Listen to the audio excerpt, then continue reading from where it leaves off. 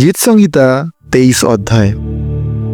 সদাপ্রভু আমার পালক, আমার অভাব নেই। তিনি আমাকে মাঠের সবুজ ঘাসের ওপর শোয়ান, শান্ত জলের ধারেও আমাকে নিয়ে যান। তিনি আমাকে নতুন শক্তি দেন। তাঁর নিজের সুনাম রক্ষার জন্যই আমাকে ন্যায় পথে চালান। ঘন অন্ধকারে ঢাকা উপত্যকা পার হতে হলেও আমি বিপদের ভয় করব না, কারণ তুমি আমার সঙ্গে আছো। তোমার মুগুর আর লাঠি দূর করে দেয় বিপদের ভয়। শত্রুদের মধ্যে তুমি আমার সামনে খাবারে সাজানো টেবিল রেখে থাকো। আমার মাথায় দাও তেল, আমার পেয়ালা উপচে পড়ে। আমি জানি সারা জীবন ধরে তোমার মঙ্গল ও অটল ভালোবাসা আমার পেছনে পেছনে ছুটে আসবে, আর আমি চিরকাল সদাপ্রভুর ঘরে বাস করব। আমি ঘোষণা করছি, যীশু খ্রিস্টের নামে আজ রাত আমার ওপর শান্তি নেমে আসছে।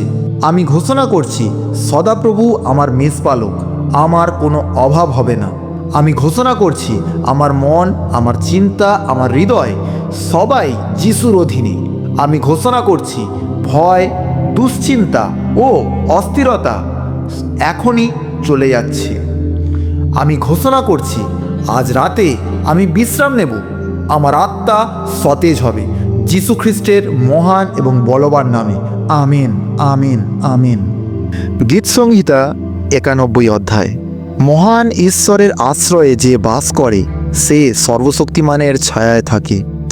সদাপ্রভুর সম্বন্ধে আমি এই কথা বলবো, তিনি আমার আশ্রয় ও আমার দুর্গ। তিনি আমার ঈশ্বর, যার ওপর আমি নির্ভর করি। তিনি তোমাকে শিকারীর ফাঁদ থেকে আর সর্বনাশা মরকের হাত থেকে রক্ষা করবেন। তার পালকে তিনি তোমাকে ঢেকে রাখবেন। তার ডানার নিচে তুমি আশ্রয় পাবে। তার বিশ্বস্ততা তোমার ঢাল ও দেহ রক্ষাকারী বর্ম হবে। রাতের বিপদ আর দিনের আক্রমণকে তুমি ভয় করবে না। ভয় করবে না অন্ধকারের চলমান মরককে, কিংবা দুপুরের ধ্বংসকারী আঘাতকে। হয়তো তোমার একদিকে পড়বে 1000 খানেক, আর 1010 পড়বে অন্যদিকে, কিন্তু এসব তোমার কাছেই আসবে না। দুষ্ট লোকেরা কেমন পাওনা পায় তুমি কেবল তার চোখে দেখবে।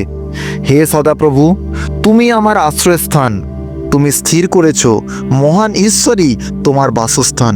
সেই জন্য তোমার কোনো সর্বনাশ হবে না, তোমার বাড়ির ওপর কোনো আঘাত পড়বে না, কারণ তিনি তার দূতদের তোমার বিষয়ে আদেশ দেবেন, যেন সব অবস্থায় তারা তোমাকে রক্ষা করেন।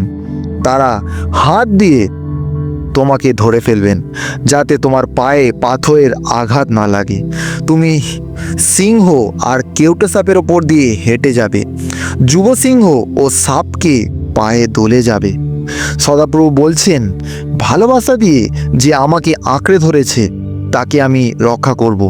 আমি তাকে বিপদের নাগালের বাইরে রাখব, কারণ সে আমাকে সত্যি চিনেছে।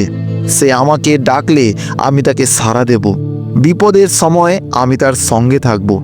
তাকে আমি রক্ষা করব আর সম্মানের স্থান দেব। অনেক আয়ু দিয়ে আমি তাকে খুশি করব। আমার উদ্ধারের কাজ আমি তাকে দেখাবো। আমি ঘোষণা করছি, গীতসংহিতা 91 অনুযায়ী আমি সর্বশক্তিমানের ছায়ার নিচে নিরাপদ। আমি ঘোষণা করছি, রাত্রির ভয়, অমঙ্গল ও শত্রুর আক্রমণ আমার কাছে আসবে না।